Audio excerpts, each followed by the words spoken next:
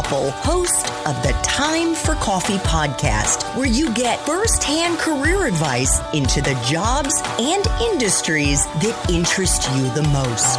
And before we start today's show, I have a quick favor to ask you. If you haven't already, I'd be incredibly grateful if you give us a rating and a review on iTunes. And if you're like me, you need to do it now because you'll forget later and because it's the best way to help others who may be in search of career advice to find this free resource. So press pause if you haven't done it and do it right now. I'll wait. Thanks so much and enjoy today's show.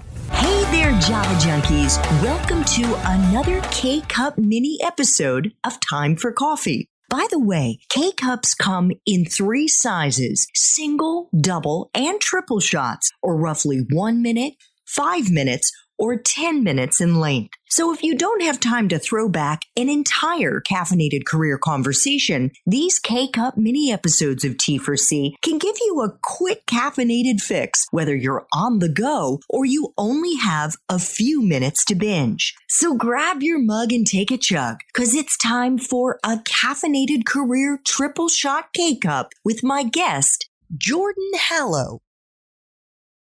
So, Jordan, you have been on the other side of this process, as I laid out in the introduction, and we're going to get into that in just a minute, because prior to joining Northwestern Mutual, you were a career consultant and a career coach for college students. I was, yes. Now that you're a director of recruitment in industry, are there any patterns that you've observed among the best candidates, the ones who make it through and those who don't make the cut? What do the most successful ones do to stand out? There's a number of things. One, and it might sound strange, but they actually answer the question that I'm looking for. They answer it the way that I envision them answering it, and they can get to the point pretty quickly. I'm able to pick up on their answer and I'm like, okay, yeah, this sounds exactly like what I'm looking for. So for example, tell me about yourself. That's one of the most standard interview questions that's out there. I would say most college students or even career changers and people who have been in the career for some time, they botch that. I've got some that will answer it exactly how I want them to answer it. They've done their practice. You can tell. So could you give us an example or tease that out a little bit more? For sure. One of the things I'll say is, hey, tell me a little bit more about yourself. And somebody might say, well, my name is so-and-so. I was born here. I like doing this in my spare time. I worked here. I'm doing this now. And they pretty much just kind of either go on a little bit of a tangent because I can tell they're nervous. That's okay. It's expected to be a little nervous. This is an interview. Because of that, they start to ramble a little bit and include information that I'm not really looking so much for. Other people coming in who they're very professional, but they are very straight to the point in what I'm looking for. So they talk about their past experience. They talk about where they're currently at right now. And they also connect all those dots to why they applied here and why they want to be a financial advisor. Connecting everything along the way, helping me learn a little bit more about them in the professional light, connecting it to why Northwestern Mutual and why financial advising.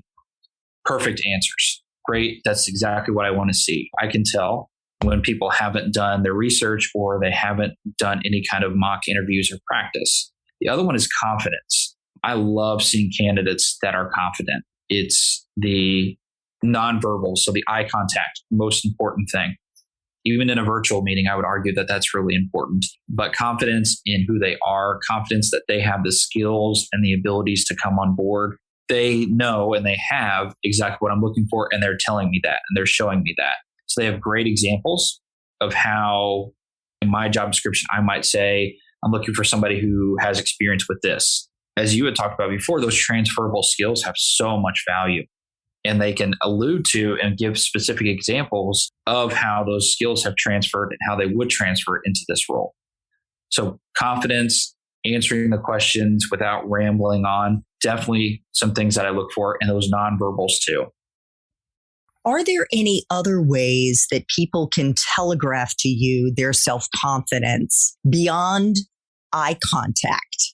Yeah, the way that they're dressed is definitely something. I've seen some that come in with a tie that's all the way down here, or all the way down where, just for our listeners. Yeah, just 2 or 3 inches down where it needs to be. It's not tied tight. They come in with a suit or, the appropriate attire for an interview. There, at some point, they're even maybe a little overdressed. I'll never turn that away. Also, their voice, the way that they're talking, the tone in their voice is very professional. It's not monotone. They've got some excitement there, but they're also firm at the same time.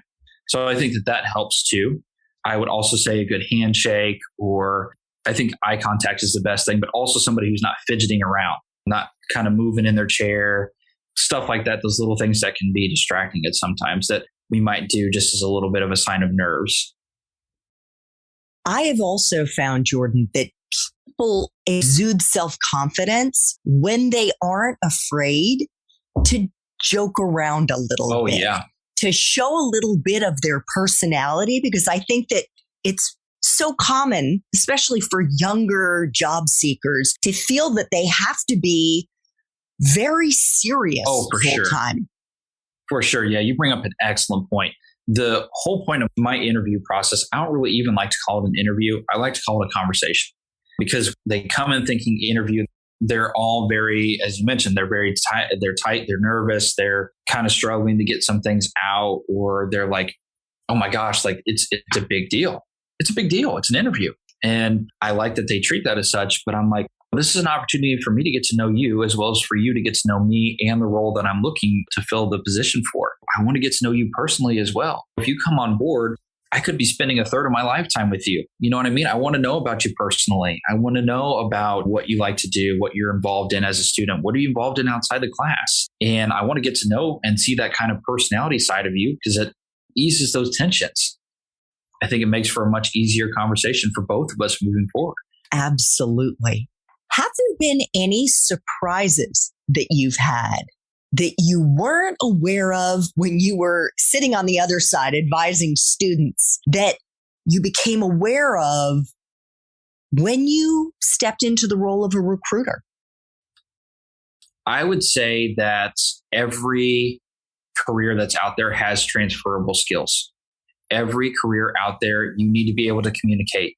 You need to be able to problem solve. You need to be able to do, it doesn't matter if you are president of the United States, all the way down to, any kind of role or career that you can think of. Those transferable skills are so valuable. I focused a lot when I was career coaching on hard skills as well as soft skills. And now I'm learning from my perspective now as a recruiter, how much I value more of the soft skills than the hard skills. Why? And I'm also finding that the soft skills are so much harder to teach than the hard skills.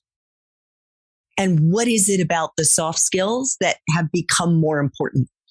I think that I can train anybody on financial knowledge, things of that nature.